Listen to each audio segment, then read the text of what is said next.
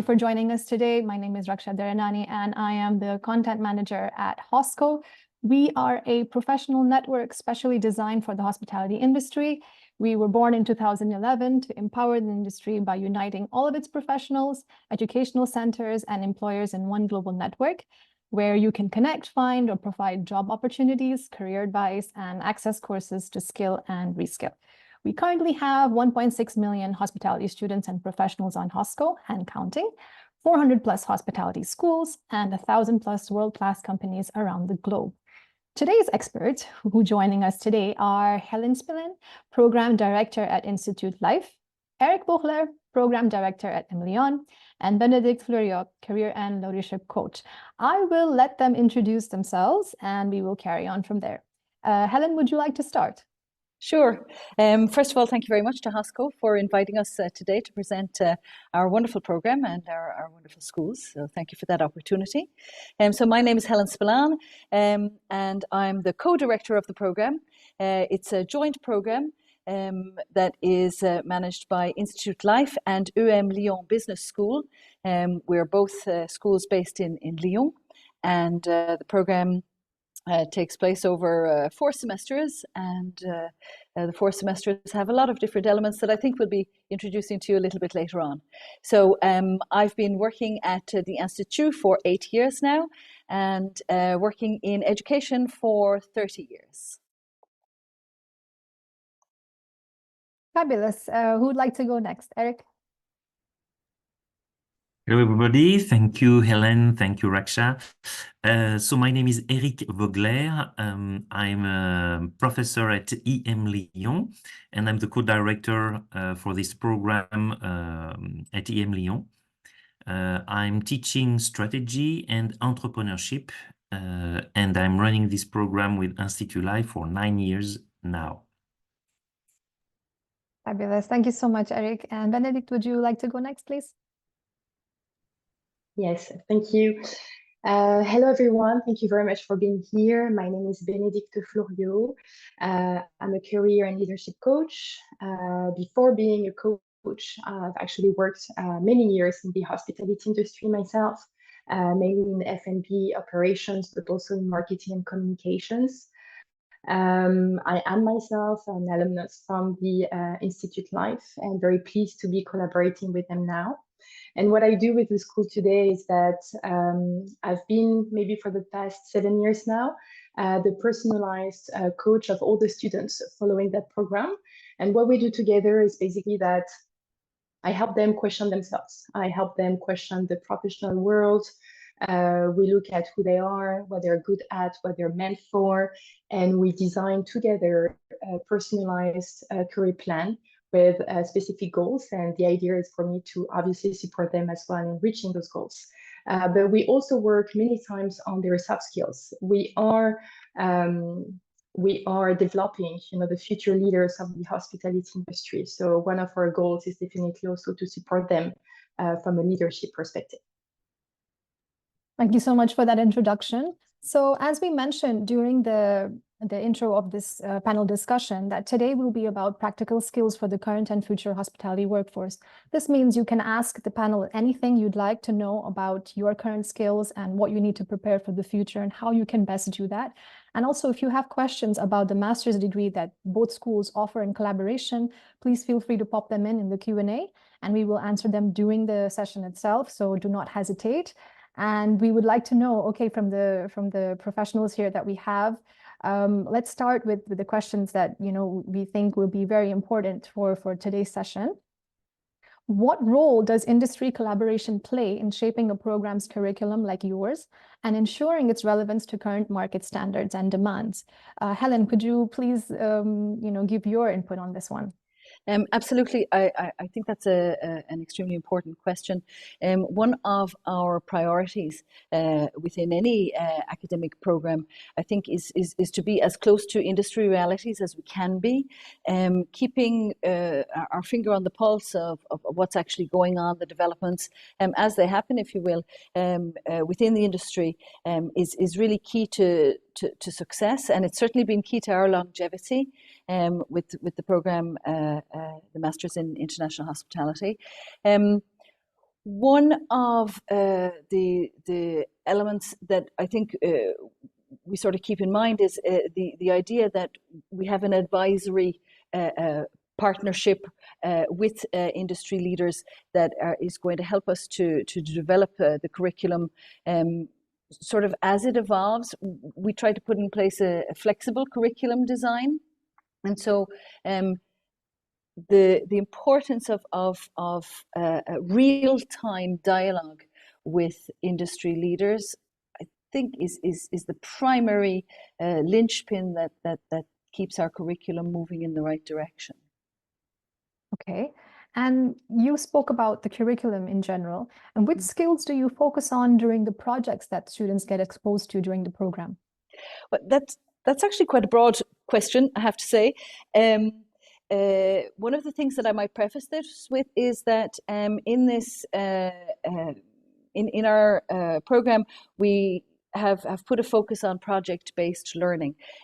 Our academic program rolls out over 3 semesters. There's a 4th semester which is dedicated to professional experience and to a dissertation. But the 3 academic semesters, we do keep our focus on project-based learning. There's 1 major project per semester. The first semester focuses on the restaurant business, if you wish, and the second semester focuses on the hotel business specifically, and the third is a little bit more open-ended. So what skills do we focus on? I'd have to say that there are some skills, I suppose, that are specific to particular projects. So with the development of concept design and development for the restaurant business, we're going to be focusing on what is trendy in the restaurant business at the moment, what is viable financially. When we look at the hotel brand design project, we're looking at evolutions in the hotel industry. So there are some skills that we're focusing on that are quite specific to the projects. However, I'd say that there are also skills that are important to the hospitality industry and the hospitality environment. I think Benedict would certainly be able to complement on this. But for example, defining signature guest experiences, defining a project in line with the specific aesthetics that come with the hospitality industry. These are the types of hospitality specific skills that we're looking at. And then I suppose further to that, there are transferable skills or transversal skills, as we might say in French. So working within an international team, within a multicultural team, within a multidisciplinary team would be definitely a transferable skill. The idea of engaging in challenges and continuous improvement within a project-based learning, those are the types of skills really that we focus on in particular. That's quite a long answer, I'm afraid.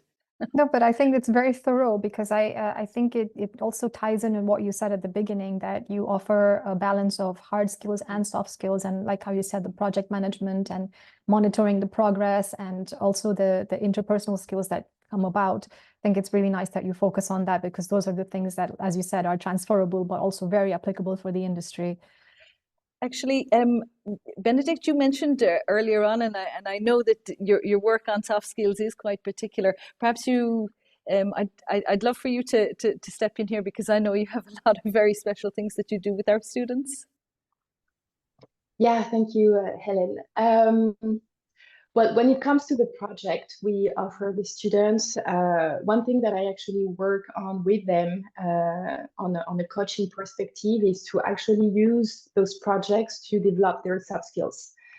Because when they're put together to work in a group of people that come from different places all around the world with different backgrounds. And suddenly, it's like a short scenario of what could eventually happen in an organization, in a teamwork. You eventually have a leader, you eventually have someone who works more than someone else, you eventually have conflicts or a better communication. And so very often I would actually work with the students to identify how can they improve their communication, how can they deal and handle a conflict that may have arisen in one of those projects. So Of course, we are developing technical competencies, but we really stress on soft skills. As a leader, it's essential to develop those soft skills. This is what is being expected on the job market, and that could include empathy, active listening, delegating, communication, problem solving, positivity, self-awareness, emotional intelligence, and all of that, and there are so many more, but all of that is so key, and especially for students that maybe doesn't have that much experience yet from a technical perspective. Relying on those soft skills is a must and will definitely help them position themselves on the job market. Thank you, Benedict, and thank you, Helen. I have some more questions to go here. Developing and maintaining your network is one piece of advice to stay relevant in the market. So how can you do this when you're just starting out, when you barely have any experience or connections? Networking, they say, is easier said than done. So maybe you could share with us some best practices there. I think normally I'm going to answer to that question, but again, you know, there are a lot of other things that I think my colleagues can step in with. But I have to say, one of the things that I think is important to remember with networking is that hospitality, above all, like many industries, but hospitality above all is very much about people. It's a people-centered industry. It's a people-focused industry, and you know, the notion of open, positive, professional communication is really very much a key point in hospitality, but also in hospitality education. And I think the work that Benedict does with our students certainly underlines this. And you know, the the human being in me always wants to remind us that people are just that. They're simply people, and approaching other professionals is possibly a little bit more simple than we think it might be. We may get a little nervous about that, as we were saying earlier on. If I talk about the program, we do organize quite a few industry events and conferences. Our program really sort of has the dual face of the hospitality industry and the business realities. And something like Network spans both of those things, networking. I'm going to defer to my colleague Eric, because the alumni network is very clearly a big part of this, and emlyon Business School certainly has an impressive alumni network. Eric, can I let you take that? Just to say that we have a huge network of alumni, yes, for sure. And we have more and more students starting their career in hospitality, not only coming from this program, but coming from the Programme Grande École, for example, our flagship at emlyon. So we are more and more dedicated to this hospitality sector, yes. And I'd say I think that's a key point for students, is to be able to get exposure to the type of alumni network that a business school like emlyon, a leader like emlyon, is able to offer. The Institut has a very solid alumni network also, and we're quite close knit. As Benedict said earlier, she's a part of our alumni network also. So engaging with capitalizing on alumni networks, I think, is key. Because your original question was, how does one network? So capitalizing on the alumni network is definitely key. Engaging in industry events and in industry conferences is an opportunity for students to get exposure to industry professionals. For the Masters in International Hospitality Management, we organize at least 2 career events throughout the year, and we have several field trips that are hospitality field trips, where students meet and greet and discover some of the excellent addresses of the players in the hospitality industry. hotels, restaurants, lifestyle hotels, luxury hotels, palaces. We do 3 field trips per year, and so that's a great opportunity for our students to meet industry professionals. And when one meets them, just engaging in simple dialogue, like I said, people are people, asking the professionals about insight into the different career paths that are possible, understanding what are the industry challenges, preparing a little research on which company we're going to visit. Though it's actually a little more simple than one might think, particularly if you're in a program like ours, which does offer multiple opportunities to meet the professionals. Okay, I'm sorry, I tend to monopolize conversation. Perhaps Benedict or Eric, you have something you'd like to add here? Yes, I'd like to add something. One other addition that we offer also at the Institut Lyfe is that we basically have ambassadors all around the world. So it's basically an alumnus, someone who graduated from the school, who would be present on a specific territory and represent the school.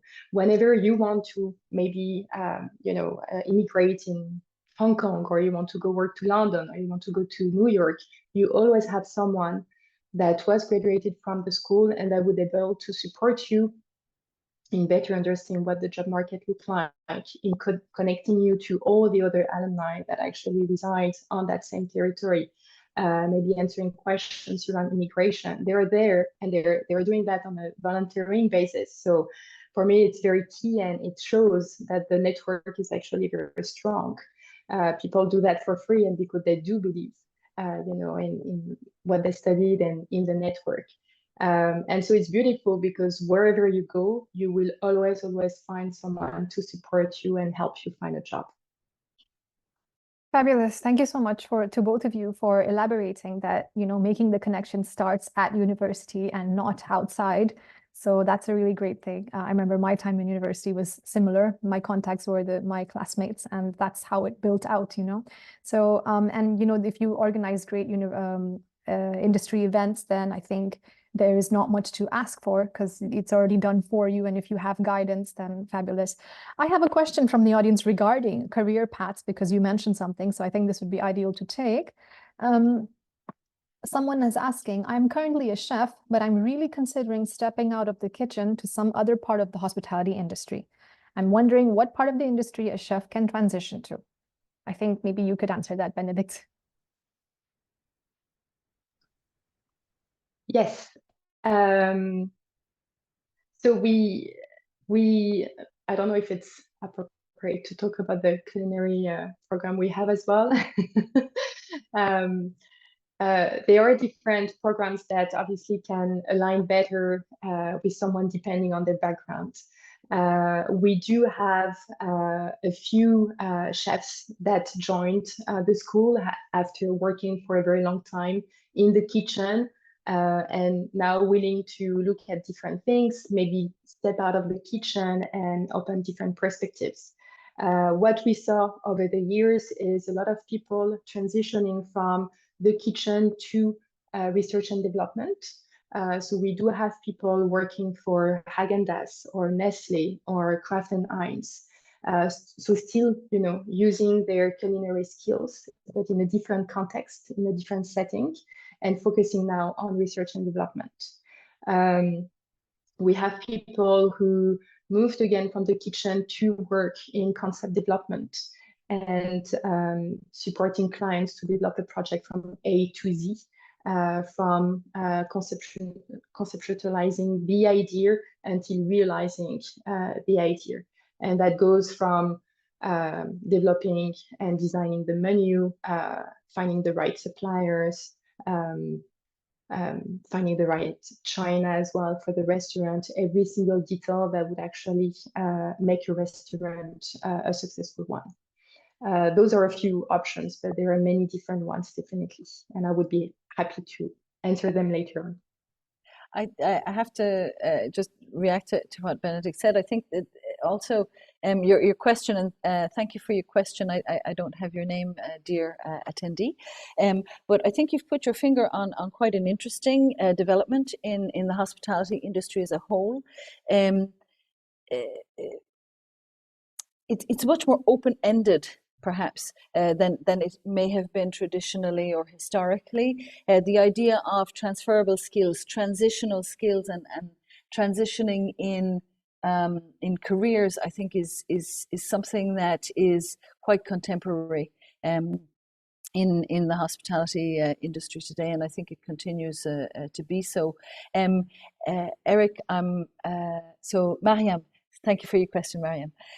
Eric, I think I'd love to hear what you would have to say here, for example, about leadership and entrepreneurship, because, you know, being in a leadership role, there's a lot of transferability in that too. Yes, just to answer simply to the question, if you want to stay in the restaurant industry, it's much better to start for the MSc, MCLI at Institut Lyfe. But if you want to broaden your skills, if you want to develop these skills in the hotel industry, but still staying in the F&B, for example, you will have a fabulous career. I have the example of one of our past students, Sevan, working. His first experience was for The One at Dubai, helping to run the restaurant over there. And he's just opening the fabulous Lana, which is the last resort in Dubai, still in the Dorchester collection. And he's managing, is helping to manage all the F&B part. So a lot of different restaurants. So if you want to not only work as a chef for your recognized for your technical skills, but you want to develop other skills like management skills. And if you love to work with different outlets, for example, in a big resort, this program, IHM, is a key program for you. Thank you. So if I understand correctly, you're highlighting the use of transferable skills, identifying them, and then building further on that to say, okay, as a chef, I learn other skills and I can monetize on that or move into different areas of the industry with those skills, correct? And this master's would help in that. Okay, fabulous. And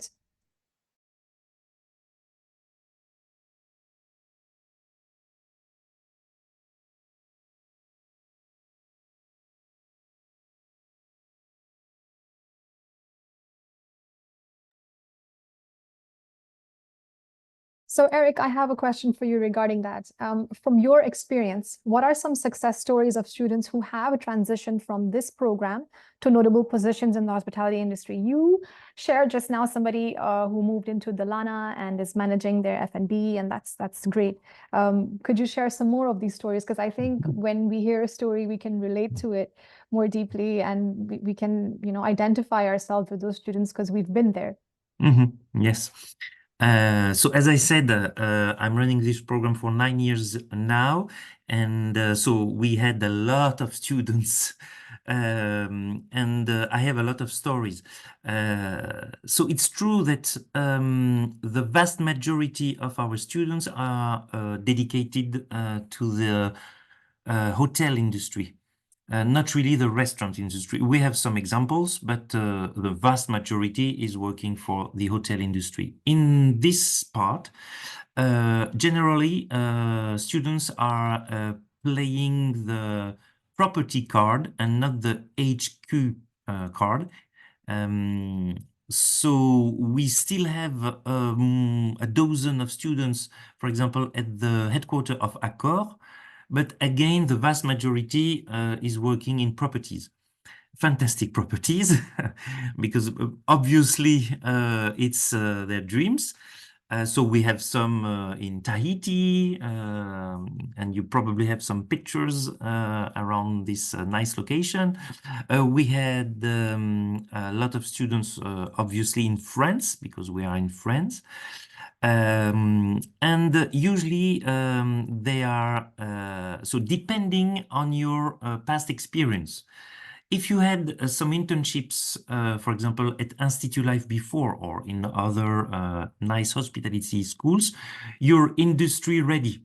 Okay, so you can directly work in a managerial position.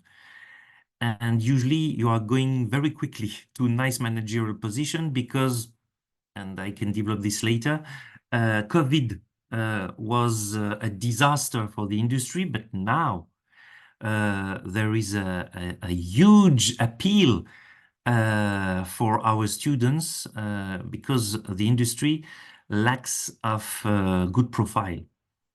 So the career is very fast now. So this is for people having a first experience in the field. For the students having no experience at all or a little one in hospitality, they are usually starting at the operational level. And after they are moving up. So we have I have some faces in my mind. Victoire worked for several years at Accor in the marketing part, in the luxury part for Sofitel, but she moved from several departments. So she was very successful. I talked about Sevan starting his career in Dubai, but mostly for F&B for this part. And we have other students preferring to start and to stay in the consulting sector, but still dedicated to hospitality. So you know that some specialized consulting firms are working for hospitality, like Deloitte, or French. We can speak about French players like Extendam. It's consulting, it's private equity. They are putting money, they are funding projects. So it's very, very interesting. So now we have nice positions in these fields for our students. And finally, I would like to speak a little bit about our entrepreneurs, because emlyon is known to develop the entrepreneurship spirit. And we have several success stories, mostly in the restaurant industry. They started restaurant. And some are developing the family business. So because it's hard to develop from scratch an hotel, because you need a lot of money, a lot of cash. But when your family has the hotel, it's much better to develop this. So I can cite some examples in Provence, in the Alps, the French Alps. There are some several stories. So three big domain. The first one, hotel industry, could be F&B, but in the hotel industry. The second one, so in properties. The second one in headquarters. And the third one in consulting. And then we have our entrepreneurs. Sorry, I'm on mute. Thank you so much for that. That was good to know that there's different branches people go into and not just mainstream one role, one job for life. I have a question from the audience. There's someone called Krishna, and they are asking, I finished my degree in hotel and tourism from India. I'm currently working as a guest service associate. I am confused what special programs I can study further to continue a good career in hospitality. So I don't know who would like to answer this one, but open to you. Obviously, it's a student ready for our advanced track.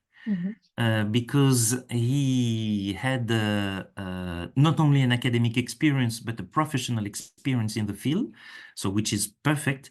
And if he would like to develop a nice career in big companies like Marriott, IHG, Accor, and so on, it's much better to complement his bachelor with a master degree, and he will obtain a much faster career. But he can stay with his bachelor in the industry because there is plenty of opportunity. But the final career, let's say at 30 years old or 40 years old, will be different. What makes the difference? You mentioned that if you reach a certain age, what happens then? Is that the master's degree adds more value at that age, or is it because So you also mentioned? Yes. We can speak about some skills. You don't have too much at the bachelor degree and a lot at the master degree.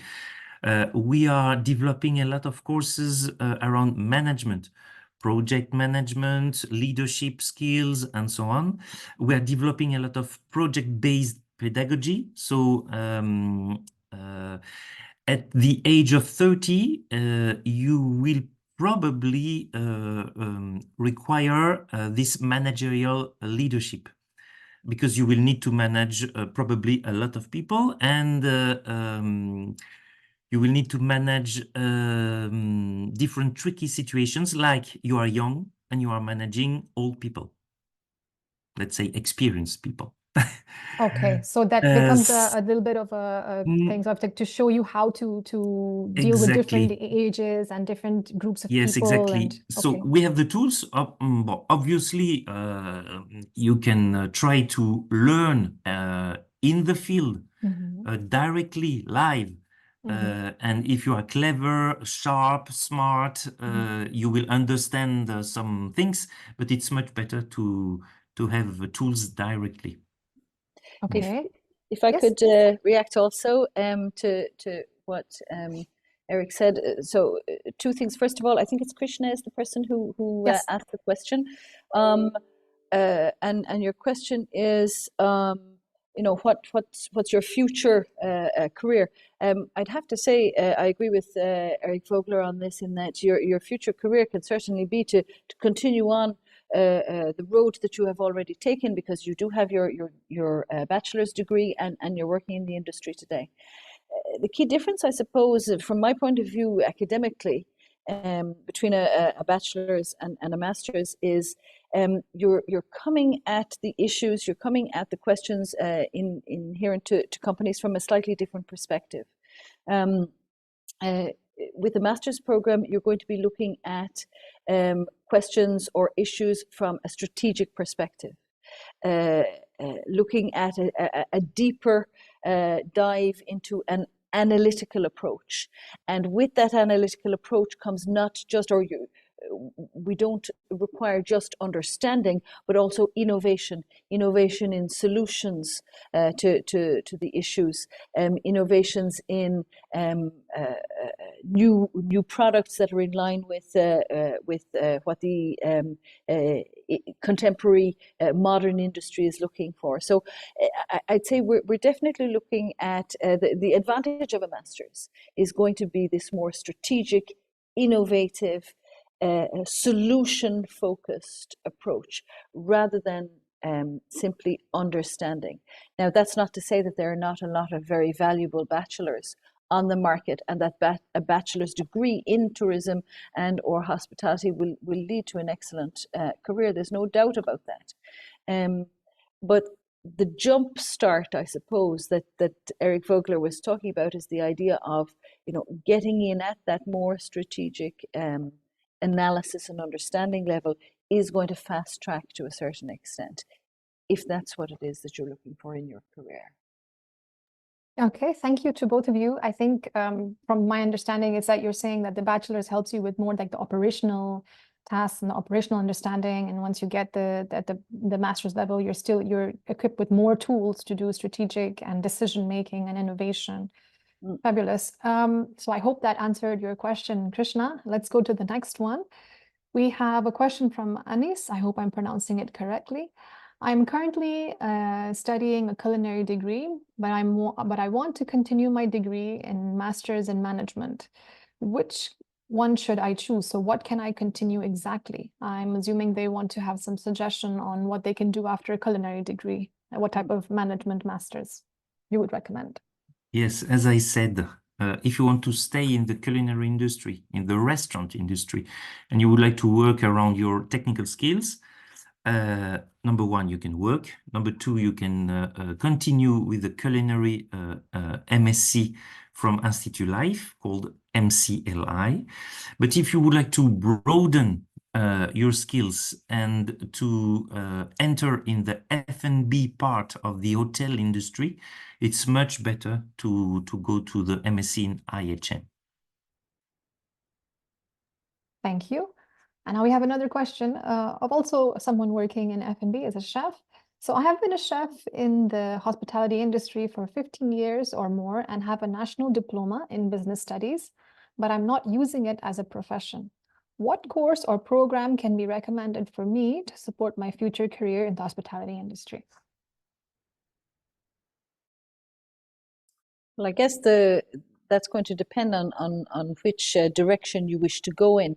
I think the last two participants that have posed the questions are posing a question that I think a lot of people in the culinary industry are posing today. It's how to make that transition, the transition out of a purely operational role, which would be a kitchen-focused role, to a more management-focused role. I think the emergence of a role that we classically call an executive chef is sort of an illustration of an answer to the question that you're asking today.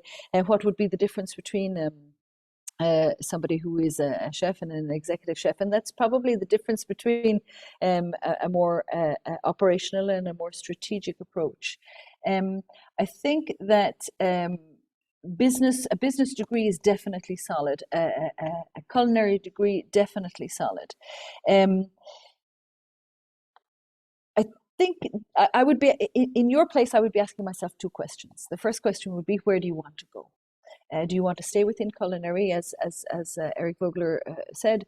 There are things that you can do and stay within that particular industry, or do you want to transition out of purely culinary? Transitioning out of purely culinary into something that's much broader and more hospitality focused. A master's degree like ours, and we're not alone on the market. There are other very good degrees also, of course, but a master's degree that opens the horizons somewhat, in that it's going to look not exclusively at restaurant business, not exclusively at culinary, not exclusively at hotel or hostelry. It's going to open the much broader vista. And I think that is, if you're looking to get back to your studies, I think that is probably your best bet. It's the type of step that will allow you to sort of veer off into a less applicative and a more strategic position. Okay, thank you for I hope that. I've answered that question. If I may build I think on... so. Yes, please go ahead. Sorry, I just want to build on what Helen was saying. I think it all comes back to what you want to do next. What's the direction you want to take? Because deciding on a course, a certification, a master degree, it's basically a mean to get there. So it's basically looking at the gap between where you are at today and where you want to go. So what needs to happen in between those two to make sure that you're going to reach that place you want to be? What are the skills you're missing? What are the competencies you're missing? What are the general knowledge you need to acquire? What is the network you need to approach to make sure that you're gonna reach your goal? And then it's once you have identified that then you'll be able to decide on the right course degree for you, but not necessarily the other way around. Again, a degree is a mean to get where you want to go before anything else, according to me. It's great that you touched upon that, because I was going to ask you the same question, that we look at a degree as a way to get ahead, but if we don't know where we're going, it's not really going to help us, because we're going to end up confused halfway through, because we'll get a lot of options. So if they're able to, if you're giving them that advice, I think that would be fantastic. So you're suggesting that they find out first where they're headed, what they want to do, and then find a program that aligns with that to continue, correct? Yes, it's better. It's in an ideal world, because there are some people, they are still confused and they still don't know where they want to go. So, choosing a degree would also help them in some way to, like the beauty of the master degree we offer is that they get to meet so many professionals. They get to work on so many diverse and innovative projects that obviously it's opening them to different perspectives and different things they would have probably never met if they were not part of that master degree. So, the ideal way is obviously I know what I want and I know exactly what are the resources that I need to get there. And at the same time, if I don't know still what I want to do, then what is the master degree that would be the more complete, the more international, with the best network that would basically help me to answer the questions that I don't have the answer to as of now. Fabulous. Thank you so much. I have a question, but it's incomplete, so I will wait for that one. I will ask you another one in the meantime. Okay, so which common career challenges, we spoke about, not knowing where to go or knowing where to go in the ideal situation. And so what common career challenges do hospitality students face, in your opinion and from your experience, Benedict? And what advice have you given them, or would you give them, to overcome these challenges? Because you spoke about problems they face during projects, you spoke about problems in the workplace. What do you come across regularly, and how have you helped them get out of it? Yeah, I think one thing that is very common is that most of the time people don't know where to start. So they get stuck, they freeze, and nothing happens. So what we invite them to do is to get out of their comfort zone, is to talk to people, is to make use of the network they can access. I think one of the qualities that is very important to us is curiosity, is being able to ask questions to yourself, to professionals, to, as many questions as you can. The idea as well of offering them a coaching program is to identify where they're at and to find solutions and actions to make sure that from the moment we start the program, they're going to be set into motion. And for some people, it will be very fast, and for some other people, it will take much longer, but it doesn't matter as long as they are in motion. Developing a project, identifying what you really want to do next is a process of, it's a thinking process. So it goes through a lot of self-reflection, but if you miss some elements and information to nurture your self-reflection, then you get stuck again.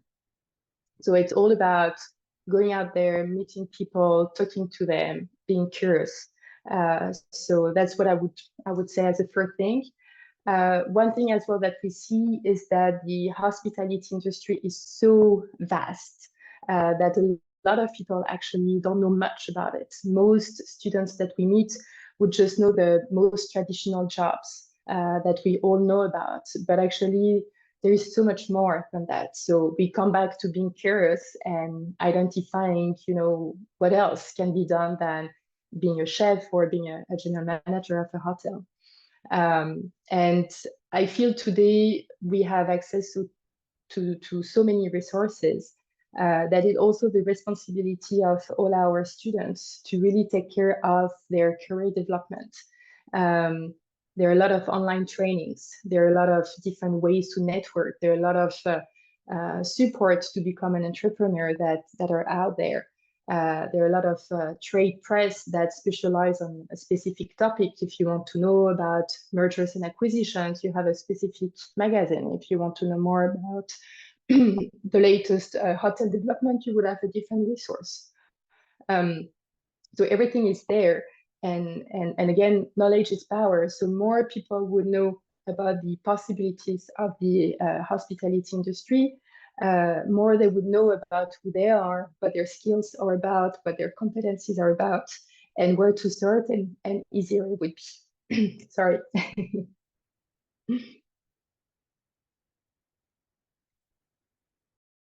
If I could just reiterate what Benedict said there, you know, coming Sure. from education, coming from academia, doing your research, which is a lot of what Benedict said also, and that it might sound like it's difficult, but having that curiosity, you know, some people know exactly what they want to do with their lives, know exactly what they want to do with their careers. The beauty of the hospitality industry is that there are multiple opportunities and different types of professions and jobs and specializations. But having that curiosity to sort of find out about what different people's jobs are. I'm coming back just briefly to the previous person's question who said, you know, I have a lot of experience in culinary, a lot of experience as a chef, and I have a business degree, I think it was. Where do I go next? I think taking the time, and it's not always easy because I know how hard people in hospitality work, taking the time to go and meet other key roles within the environment where you're working is often a great idea. Taking the time to do some online research, you're going to find that, for example, within culinary or next to culinary, you have food and beverage management, you have entrepreneurship is an option, you have specialization in wine, for example, that's an option. There are a number of other elements that open up, and I think, Eric, you'd agree that our students, our graduates, shall we say, in the jobs that you mentioned earlier, we do have that panel of variety.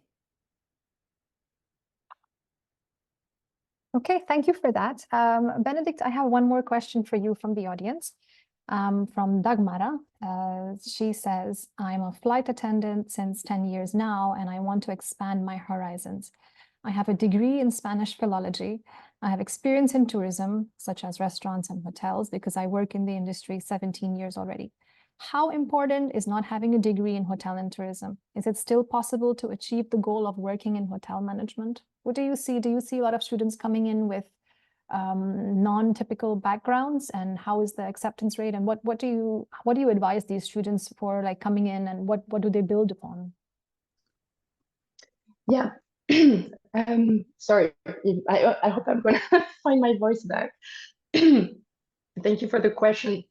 I believe that everything is possible, but obviously a master's degree would make things faster in achieving goals. Can you hear me well? Because my voice is a little scattered. So for me, after having a master's degree is a kind of an accelerator to where you want to go. So if you really want to manage a team, become a leader, being part of the strategy of a large group, make big decisions, then having a master's degree would definitely help. You will get there in a much faster manner than if you didn't have a master's degree.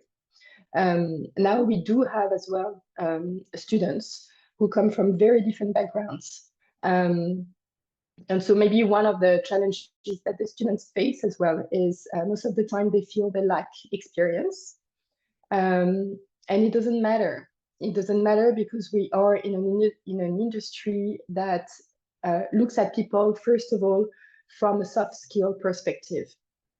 So the attitude, the behavior, you know, the way you talk, you move, you have a personality, all of that is very important. So there are a lot of organizations who look for the right candidate in the way they are rather than in the way they can. So if you combine basically your soft skills plus the beautiful knowledge you're going to acquire during a master's degree, then it's a beautiful combination. And especially for young students who think they're not going to be able to actually find the right fit for them because they lack experience, then leveraging on their soft skills would be very important.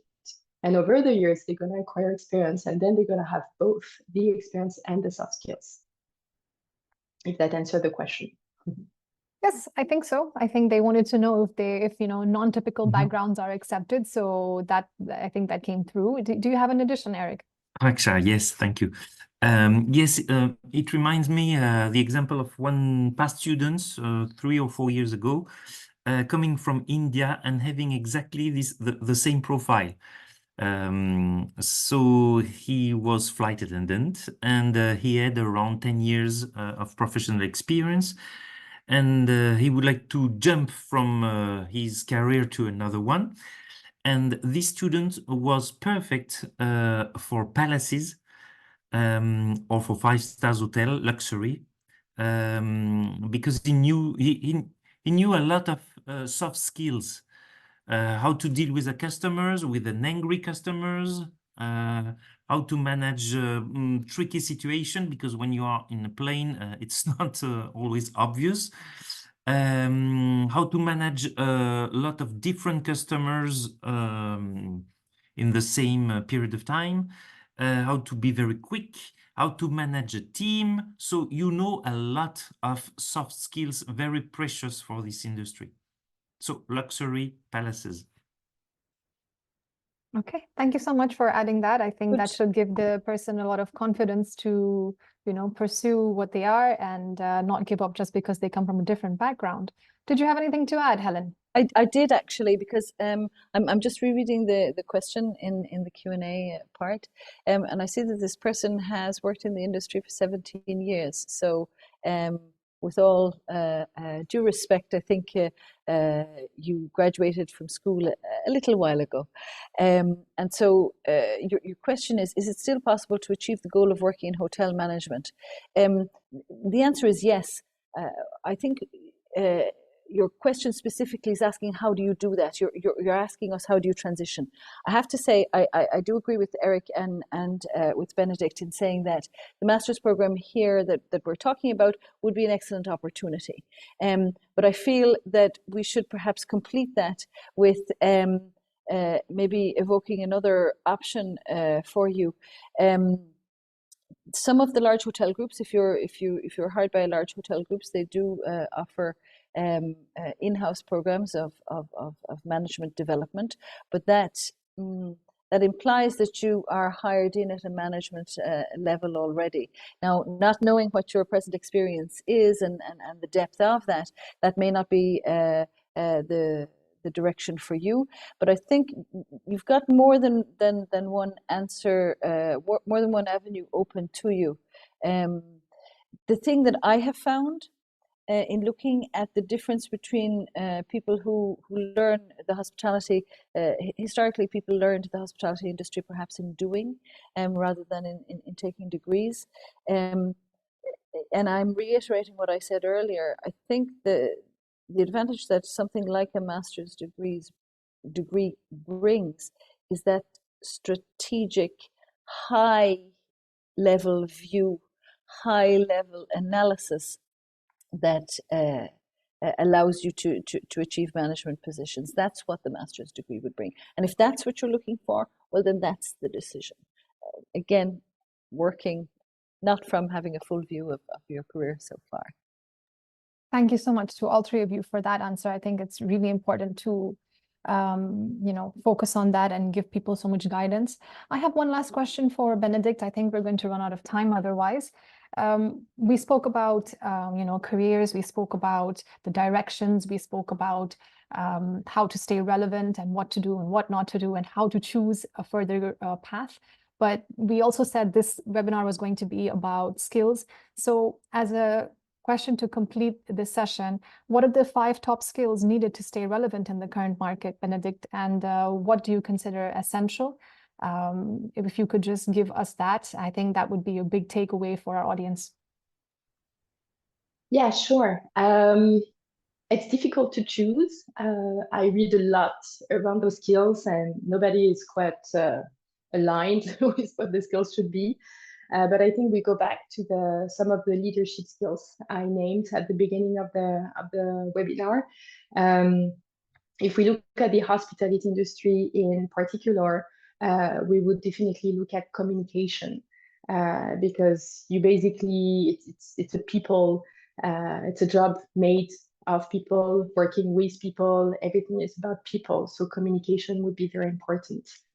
Empathy as well, because you make your guests live a specific experience. So if you don't understand what they can experience and live, if you cannot put yourself in their shoes, if you're not sensitive enough to understand, their needs, then it's going to be more difficult. Problem solving is definitely another one. I think it's one of those industries where there is always something happening or not happening, not working. And so if you don't have the capacity to actually be creative and innovative in bringing solutions and taking action accordingly, then it's going to be more difficult as well. And the two last ones that I would say would be positivity and teamwork. Positivity is a mindset, but it's also something that most organizations are looking for. We can actually tie positivity with all the other competencies I just listed. But positivity has a beautiful influence on a team, on a way to solve and innovate around problems, and is definitely a must today. And teamwork, because again, a hotel is run in teams, by teams. You don't work alone, never in a hotel, even in a consulting firm, where you maybe have jobs that are a little more individuals. You still have to contribute to a team. But to me, at the end of the day, and I'm going to go back to the mindset concept, is developing yourself, whether you want to choose to do a master degree or not, but looking at your career development is a mindset as per se. You don't attend occasionally master degrees or certifications just because. You do so all the time. You do learn on a regular basis. This is a lifetime job to actually be attentive to where you are at, what's working for you now, what's not working for you now, what you're missing in terms of competencies, and what you're going to do about it to make sure you can remain competitive on the job market. And so it's very much, to me, shifting from the perspective, I wish I could reach that place in 2 years, so then I'm gonna do this master degree, versus I have a long-term view over my life, what I want, and then on a regular basis I make sure that I learn. We learn every day. We don't always need a master degree to do so. Obviously it's helping much more than anything else, but making sure that everyone of you can actually reflect on a monthly basis eventually around, what did I learn this month? What was who am I today? What's different between a month ago and today? What are the other skills that I wish I had acquired this month but I didn't? Why? What happened? And then you could get the resources that would definitely support you in your career development. Thank you so much for that. That's a golden nugget of advice. So monitor your progress regularly, attend industry events, keep yourself educated in every interval that you can, and focus on the long term, not just short term. I love that. I think with that, we will wrap it up today. Thank you so much to all three of you for the lovely session, for the information about the program, for the information about how to take your career forward, and the current and future skills for the hospitality workforce. I would like to thank all the attendees. We are happy that you were here. If you would like to rewatch this session, you will get it via email next week. So don't worry, you have it in your inbox and you can always watch it again, share it with whoever you need to. If you need more information about the program, you will also receive that. You can also just look at emlyon's website for this, and you will find more information on the MSc in IHM.